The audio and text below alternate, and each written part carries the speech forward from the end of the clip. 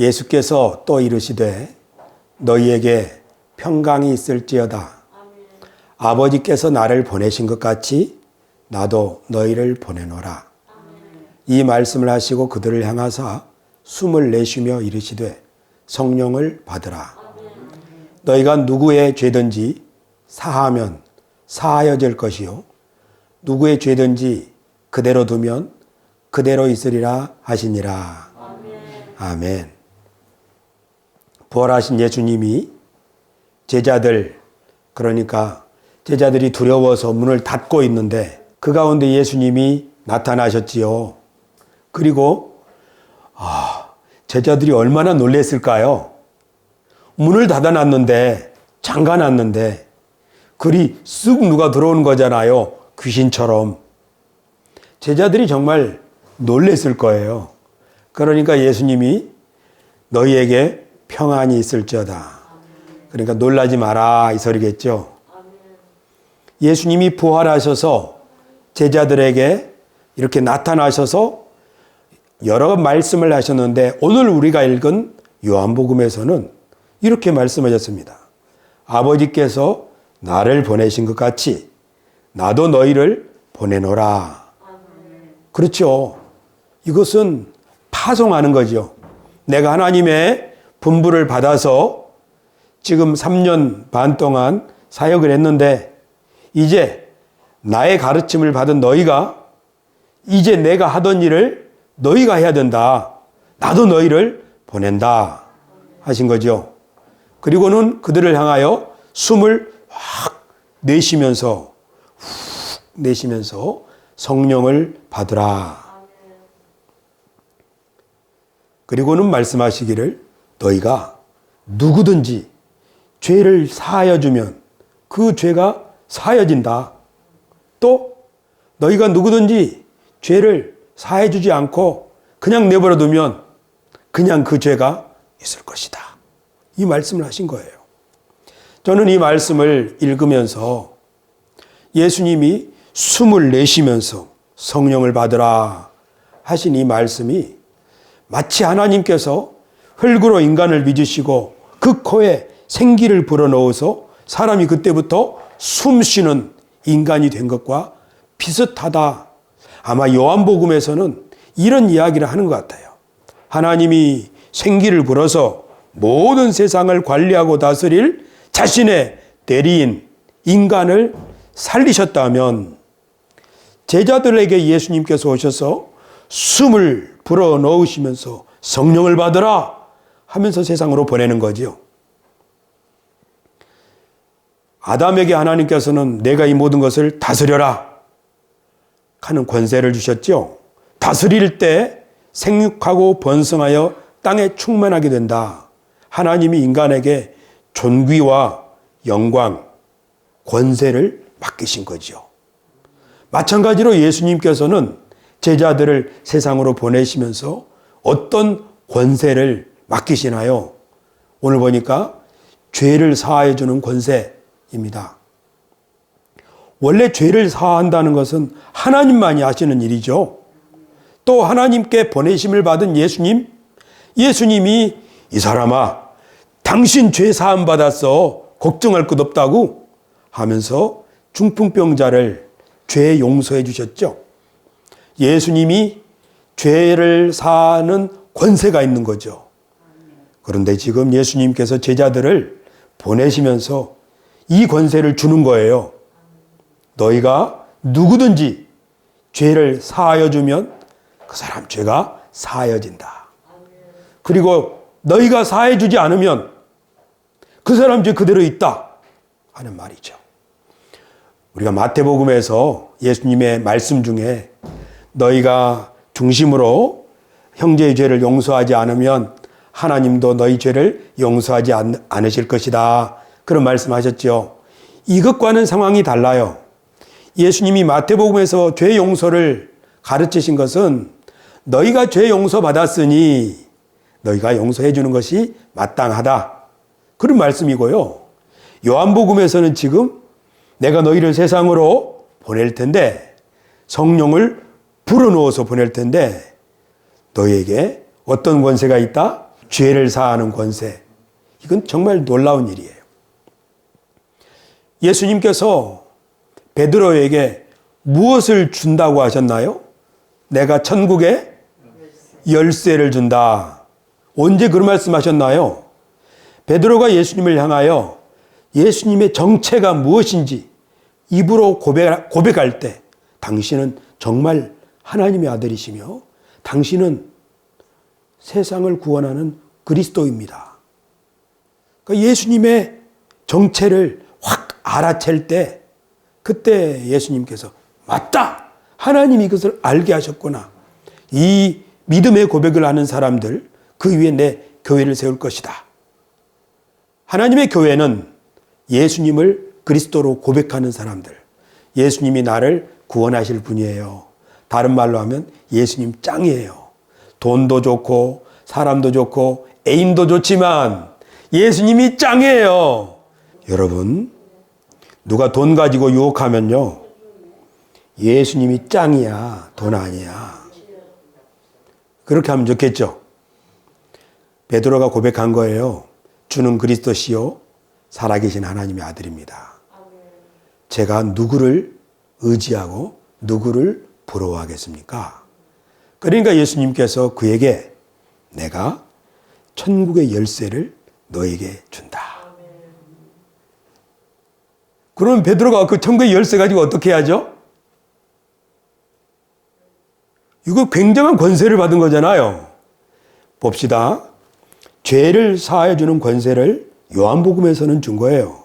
그러니까 죄를 용서해 주면 그 사람 죄가 용서돼요. 죄가 사해지면 깨끗함을 입었기 때문에 그를 묶고 있는 죄와 저주에서 풀려난다고요. 그리고 그가 하나님 앞에 언제든지 나아갈 수 있는 특별한 사람이 된다고요. 이것이 죄를 용서해 주는 권세예요. 천국 열쇠도 마찬가지죠. 여기에 어두움의 세력이 있습니다. 우리 골로새서 1장 13절 아버지께서는 우리를 흑암의 권세에서 건져내시어 당신의 사랑하시는 아들의 나라로 옮겨주셨습니다. 암송해야겠죠? 우리 암송 4번 말씀입니다. 그러니까 이 세상에 살면서 여기 흑암의 권세에 갇혀 있는 사람이 있어요. 주중에 경찰관을 만나서 식사를 했는데 성동경찰서에 이런 말을 하는 과장님이 있습니다. 목사님, 경찰관들에게는 딱 2가지 소원이 있는데 그게 뭔지 아세요? 제가 잘 모르겠다고 그랬더니 하나는요 승진이고요, 하나는요 돈이에요. 그것밖에 생각하지 않아요. 경찰관은 이 2가지밖에 생각하지 않는데요. 이 세상에 사는 사람들이 그럴듯해 보여도 사실은 돈 앞에 무릎을 꿇고 권세 앞에 무릎을 꿇고 그리고 쾌락 앞에 무릎을 꿇어요. 필라델피아에는 켄싱턴이라는 도시가 있는데 거긴 좀비 마약을 먹어가지고 그 마약 먹은 사람들이 정신을 못 차리고 허리가 꾸부정해져 가지고 이렇게 걷고 있잖아요. 우리나라에도 한 60명이 호텔에서 단체로 마약을 하다가 잡혔다고 그래요. 그중에는 대기업 다니는 사람들도 있고요. 겉모양은 그럴듯하지만 사실은 어둠에 갇혀 있는 사람들이라고요. 이 사람들이 어디로 들어가야 되냐면 하나님이 사랑하는 아들의 나라로 들어가서 죄를 용서받고 자신의 인생을 새롭게 깨닫고 희망 가운데 떳떳하고 기쁘고 당당하고 행복하게 살아야겠죠. 할렐루야. 그런데 그 문에 들어가려면 뭐가 필요해요? 천국의 열쇠가 필요해요. 그 열쇠를 주님이 제자들에게 주신 거라고요. 베드로에게. 근데 그 베드로가 열쇠를 가지고 있는데 그 열쇠를 가지고 어떻게 해야 됩니까? 열어야죠. 베드로가 그 열쇠를 가지고 열기 위해서 사마리아로 갔어요. 사마리아 사람들이 예수님이 필요하다는 이야기를 듣고 사마리아에 가서 복음을 전했더니 사마리아 사람들이 다 구원을 받았어요. 또 베드로의 묵고 있는 집 문을 누가 두드려요? 저기 고넬료라는 사람이 부르는 거예요. 그러니까 그 집에 또 가서 하나님의 말씀을 전했어요. 성령이 임하고 그 집 식구들이 다 구원을 받았어요. 여러분, 베드로가 지금 하나님의 열쇠, 천국 열쇠를 들고 어떻게 사용하고 있나요? 어디에 가가지고 그 사람들에게 죄를 사해주는 권세를 실행하는 거잖아요. 예수님이 우리 모든 죄를 사하시고 우리를 죄와 저주에서 풀어주신다고, 그러므로 예수님을 믿으면 구원을 받는 거야. 어둠에서 벗어나 하나님의 아들의 나라 생명을 누리게 된다고 이렇게 전도하는 거죠. 그러니까 우리가 지금 하려고 하는 일이 뭔가 하면 천국의 열쇠를 가지고 문을 열어주는 거예요. 또는 죄사함의 권세를 가지고 죄를 용서해 주셨다는 말을 전해주는 거예요. 그런데 이 말을 누구에게 전해요? 죄 용서가 필요한 사람, 어둠의 방에 갇혀서 그 빛의 방으로 들어가야 될 사람, 그 사람에게 열쇠가 필요해요. 그거 알려주는 거죠. 열쇠가 있어야 들어갈 수 있어요. 열쇠가 없으면 들어가지 못해요. 우리들은 지금 열쇠가 필요한 사람, 아니 우리에게는 열쇠가 있는데 그에게는 열쇠가 없어서 우리가 열어줘야 되는 사람이 있어요. 그 사람이 누구인가요? 그 사람이 예수님을 믿어야 될 사람이에요. 한마디로 요약하면 이거죠. 예수님이 아버지께서 나를 보내신 것 같이 나도 너희를 보낸다. 성령을 받아라.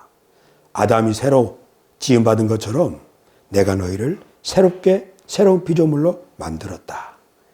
이제 너에게는 죄를 사해주는 권세를 준다. 이것을 가지고 가서 죄 사함의 권세를 실행해라.